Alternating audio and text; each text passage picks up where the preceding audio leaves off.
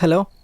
Hello, నేను సాయంత్రం వీచే చల్లగాలిని కాదు, మధ్యాహ్నం కాచే మండుటెండని. ఏంటి?